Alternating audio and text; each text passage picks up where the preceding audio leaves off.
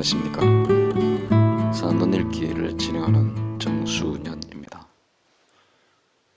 지난 39편부터 심화비평에 대해 공부하고 있습니다. 오늘은 두 번째 시간으로 담기비라고도 불리는 반화사심탕증의 심화비에 대해 말씀드리겠습니다.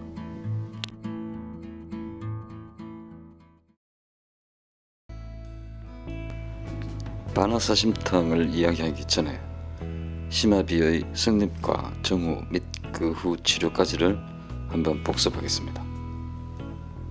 심화에 창만, 도색, 불통이 발생하는 심화비병은 반상반화의 중초 주기가 분리하여 조성됩니다. 반상반화의 주기란 것은 비위가 위치한 중초가 위치 및 기능적으로 오장활동의 중심축을 이루며 각종 기기성강의 지도리가 된다는 이론입니다. 즉 상부의 심화가 하강하고 하부의 신수가 상승하는 중심이 되고 폐기가 숙강하고 간기가 성달하는 동수교통의 중점이 되기도 하며 비기가 천기를 상승하고 위기가 탁기를 하강하는 주축의 역할을 하는 기능을 말합니다. 만약 심화비가 조성되어 상열이 하강하지 못하고 위열로 기가 역상하면 구토가 발생하고 하한이 상승하지 못하고 비한으로 기가 하함하면 설사가 발생합니다. 심화비 중에서 열비인 대황황년사심탕증은 무형의 열사가 중초의 알선작용에 간섭하고 동요시켜 주기가 불리해지고 기기가 옹체하며 심화비를 이룬 것입니다. 열비 겸 양허의 부자사심탕증은 중초 알선시사 기기 옹체의 심화비가 오한 한출의 신양허증을 협하고 있는 병입니다. 오늘은 담기의 옹체를 이루므로 담기비라고도 하며 사심탕제의 대표방인 한열잡증의 반화사심탕증을 알아보는 시간입니다. 논문 149조에는 반화사심탕증과 함께 소시오탕증을 오화하여 발생한 세 가지 변증을 말하고 있습니다. 첫째는 공화했어도 소시오탕증이 여전한 경우, 둘째, 심화가 가득하며 딱딱하고 아픈 기흉이 된 경우, 그리고 오화한 뒤 심화가 가득한데 아프지는 않은 비가 된 경우, 이렇게 세 가지입니다. 첫 문장의 상한 오류길은 낫지 않은 것이므로 병이 변화할 가능성이 있다는 중경의 복선적인 표현입니다. 구의 발열 시호증 실구는 구토와 발열이면 시호증이 구비되었다는 것입니다. 흉욕고만, 묵묵부력음식, 왕래한열 등 우리가 평소 알고 있는 소양증들을 다 구비할 필요 없이 구토와 발열이면 충분하다는 의미입니다.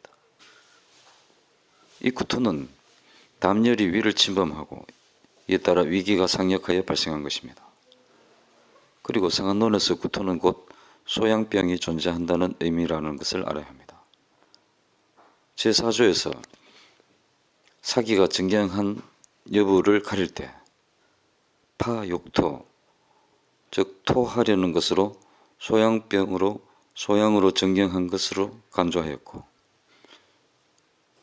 제61조에 신양어를 가리면서 불구, 즉 다만 구토하지 않는 것으로 소양증이 아님을 단정하였습니다. 그러므로 임상에서도 구토의 유무가 소양병의 여부를 가릴 수 있는 대표적인 간병 증상임을 알아야 합니다. 그리고 구의 발열의 발열은 열사가 담부에 울치된 임상 표현입니다. 일반적으로 소양병의 발열에서 만약 사기가 소양의 경에 머물면 정사의 상전으로 인해 한열이 왕래합니다. 만약 사기가 담부에 울치하면 완전히 열화하므로 지속적인 발열로 표현됩니다. 즉 왕래 한열과 지속 발열로서 사기가 경에 있는지 부에 있는지 감별합니다. 구토와 발열로 시호증인데 오히려 공화를 한 것이 타약하지입니다. 소양병은 삼금이라고 하여 한투하법의 사용을 금지합니다. 소양의 양은 약양이고 치양이며 눈양으로 불리는 일양이므로 항사력이 약합니다. 소양병의 공법은 사기를 몰아내지 못할 뿐 아니라 소양의 양기만 소모하게 됩니다. 의존건강의 상한예에 소양 상금에 대한 묘술이 있습니다. 소양의 상금에 대해 자세하고 밝게 알아야 한다. 소양을 발환하면 헛소리하고 토하하면 심견업 경광이 된다. 심해지면 토하고 설사가 그치지 않는다. 음식물을 넘기지 못하면 살기 어렵다. 라고 하였습니다. 본문에서 불위역은 중대한 실수가 아니라는 의미입니다만 전기의 손상은 면치 못한다는 은외의 뜻도 있습니다. 정정이 진 각 발열 한출이 혀는 떨고 추워하다 열이 나고 땀을 흘리며 풀리는 전환작회의 과정을 묘술한 것입니다. 전환작회는 처음 정사가 다투며 죽고 떨리다가 정사투쟁이 격렬하게 되어 열이 나고 전기가 이기고 사기가 물러나며 땀을 흘리는 과정을 말합니다. 만약 전환작회의 과정에서 전기가 사기에 제대로 대항하지 못하면 떨기만 할 뿐 열이 나지 않습니다. 이것은 지전불열입니다. 만약 전환작회의 과정에서 전기가 사기를 몰아내지 못하면 열이 나도 땀을 흘리지 못하는데 이는 지열불안입니다. 이상에서 시호증을 공하여 낫지 않고 전기가 손상되어 구토 발열의 시호증이 여전할 때 소시호탕을 사용한 결과 정정해진 각 발열 한추리해로 진행하며 풀리는 과정을 알아보았습니다. 19조를 이어서 보겠습니다. 시호증을 오화한 3가지 결과 중 나머지 2가지 계룡과 심화비의 형성에 관해서입니다. 시호증을 오화한 후 심화만이 경통자 위 계룡이 되었습니다. 앞서 배운 대로 이 계룡은 소양의 사기가 함입하여 흉격간의 수사와 결합한 것입니다. 당연히 대함용탕으로 결심과 수기를 몰아내야 합니다. 그리고 소양을 오화하여 심화비가 되어 창만 도색한데 불통, 통통이 없는 것은 즉 심화비가 된 것입니다. 근계열학에서는 반화사심탕증에 대해 구토와 장명이 있는 심화비라고 정의하고 있습니다. 중초가 도색한 것이 심화비이고 반화사심탕증의 심화비는 위열로 인해 발생한 담사가 중초 심화를 유동하여 알선작용에 실조가 발생한 경우입니다. 만일 이 중초 축이분리의 중초 도색으로 인해 위열이 상승하며 기가 역상하면 구토가 발생하고 중초 도색으로 인해 비한의 기기한몰이 되면 설사가 발생합니다. 역시 심화비, 구토, 설사 이 셋이 심화비의 3주증입니다. 한열이 착잡한 이 담기비에 대해 중초를 조화시켜 역기를 내리고 담을 순환하며 비를 제거하는 화중강력, 화담소비의 반화사심탕을 사용합니다. 반화건강의 신사는 결체를 열고 황금황년 고하는 열을 하설하고 창만을 제거합니다. 인상감초 대조감원은 중초의 흐약을 조보합니다. 이 7약물이 배합되어 실조된 중초의 알선작용을 정상화합니다.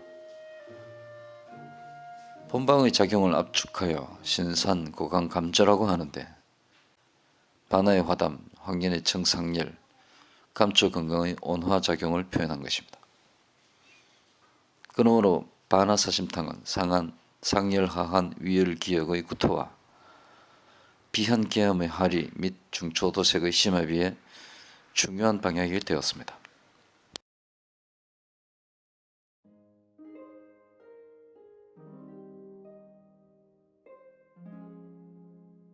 본방의 전탕법에서 자치 육승, 그제, 재전, 취삼승이라고 하였는데요.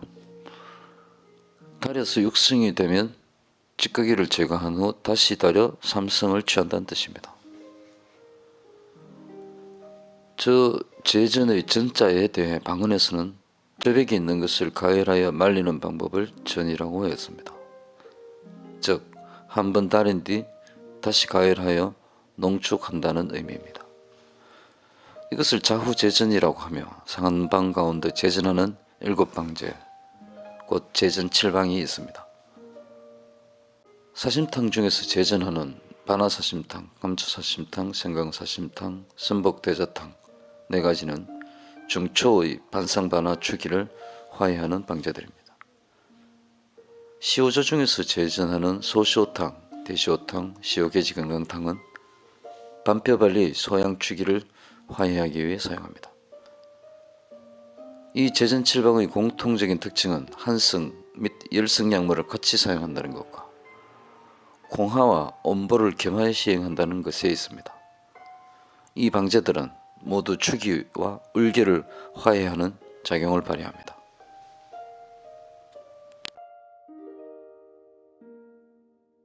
현대 임상에서 반하사심탕은 근만성위염, 완고성구토, 소화성교양, 소화불량, 위장기능문란, 만성간염, 이질, 구강교양 등에 광범하게 사용되고 있습니다.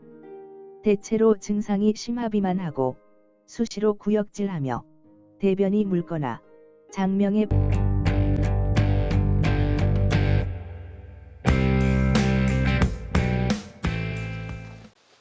다음 41편에서는 나머지 사심탕의 방제들에 대해서도 말씀드리겠습니다. 오늘은 이만 마칩니다. 시청 감사드립니다. 안녕히 계십시오.